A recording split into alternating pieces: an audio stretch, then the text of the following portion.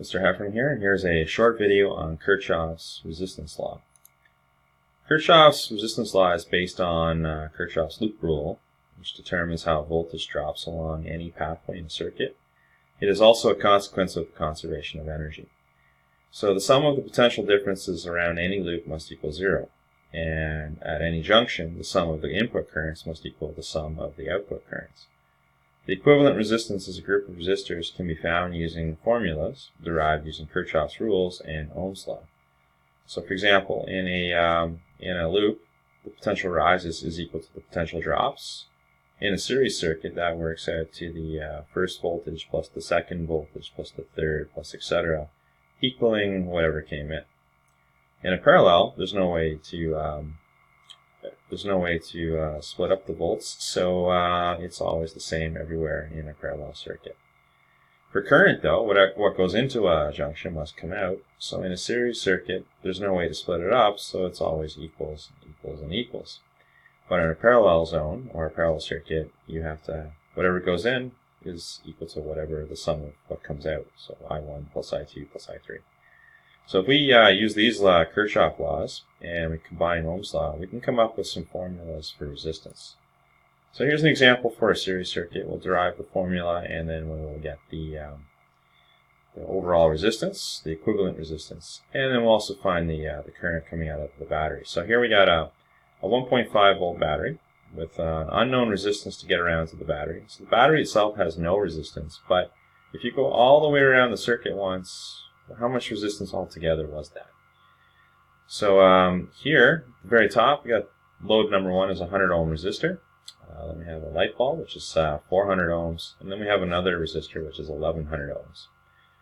So first of all, let's derive a formula. So we know the volts have to add up in a series circuit, but we also know that volts is equal to I times R. So we're going to replace all the V's with I and R's.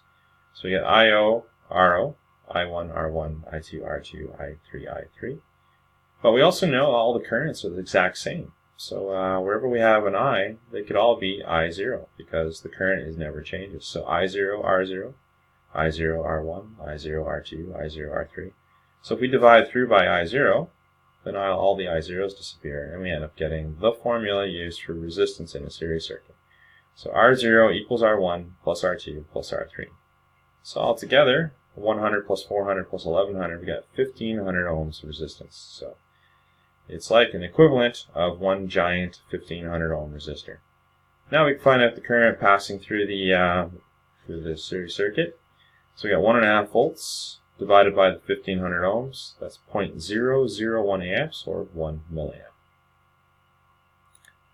Okay, now for a parallel circuit. So in this case here we have a car battery providing 60 volts. And so the electricity splits up and goes through the 600 ohm resistor, the 200 ohm resistor, and then finally the 400 ohm light bulb. So we know the current has to add up in a parallel circuit. So whatever goes in must be equal to what comes out, I1 plus I2 plus I3. But we're going to replace the I's again. So here we got V equals IR. If you rearrange that, I is equal to V over R. So we're going to replace all the I's with V over R. So V0 over R0, V1 plus R1, V2 over R2, V3 over R3. But we know all the volts are the exact same inside in a parallel circuit. So all the V0, V1, V2, V3, they could all just be V0. And that's what we'll do. So now we got V0 for everything here. We can divide through by V0, and what are we left with? 1 over R0 equals 1 over R1 plus 1 over R2 plus 1 over R3. And this is the formula for resistance in a parallel circuit. So 1 over R0 equals 1 over 600 plus 1 over 200 plus 1 over 400. On a calculator, you would end up getting 11 over 1200. If you flip it, invert it, you get 1200 divided by 11, or 109.09 ohms. In a parallel circuit, it's interesting to note that the overall resistance, the equivalent resistance, is less than the smallest load resistance. So 200 was the smallest load resistance, and look at that, we got 109.09. That's smaller. So now we can plug that in and find out what the current is. So we got 60 volts. We got 109.09 ohms altogether. And so the current must turn out to be 0.550 amps exact, or 550 milliamps. Okay, so simplified, in a series circuit the resistance does build up, but in a parallel circuit the electrons have choice to follow whatever the instantaneous path of least resistance is, and this leads to overall less resistance. So in a series circuit you just add them up, so R series equals R1 plus R2 plus etc. In a parallel, 1 over the R parallel is equal to 1 over R1 plus 1 over R2 plus etc. So what would the resistance be in a series or parallel circuit for the three resistors of 200, 500, and 900 ohms? So in a series circuit, you have 200 plus 500 plus 900, that's 1600 ohms. But in a parallel circuit, 1 over R parallel equals 1 over 200 plus 1 over 500 plus 1 over 900 ohms. And that would work out to 123.3 ohms.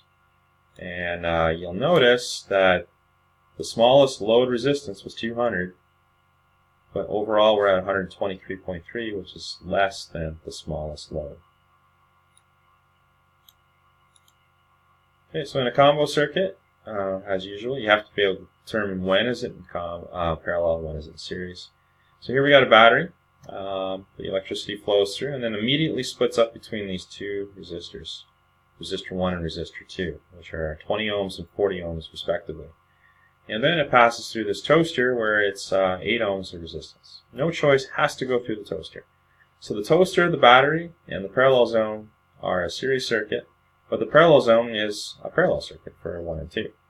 So first thing we're going to do is find the resistance, the equivalent resistance for the parallel circuit. So 1 over Rp plus 1 over R1 plus 1 over R2. So we get 1 over Rp equals 1 over 20 plus 1 over 40. And when you work that out mathematically, it's exactly 12 ohms of resistance, which is less than the 20 ohms or the smallest load. Now we can find the overall resistance. So this area here is 12 ohms. Then we have to go through the toaster, which is 18. So to do one full circuit, one full loop, that's going to be 12 plus 18, 30 ohms of resistance. Okay, so there's a bit of a fire hazard possibly in a parallel circuit. So for example, let's say you had a 120 volts household circuit, and you can handle up to 15 amps AC before you have a fire. So then the circuit breaker or the fuse would have to blow at that point to prevent the fire. If you go with the old-fashioned incandescent light bulbs, which were around 144 ohms each, how many could you wire in parallel before reaching 15 amps? So 1 over Rp is equal to 1 over the first light bulb plus 1 over the second light bulb plus ... 1 over n light bulbs. We don't know how many there are. But we do know that if we take 120 volts divided by 15 amps, we can only allow 8 ohms of resistance in that situation. So 1 over 8 ohms is equal to 1 over 144 plus ... 1 over 144. So we know that we're going to have a bunch of these, n numbers of 144 ohms. So n times 1 over 144. And when we work it out, that's 18 light bulbs altogether. So once you hit 18 or more light bulbs, you've reduced the resistance enough, you're going to hit 15 amps, and you're going to have a fire. So in summary, Kirchhoff's resistance laws state resistance builds in a series circuit, but actually lowers in a parallel circuit. And here's the formula for you. R series equals R1 plus R2 plus etc. And for parallel, 1 over R parallel equals 1 over R1 plus 1 over R2 plus ... etc. I hope this helps.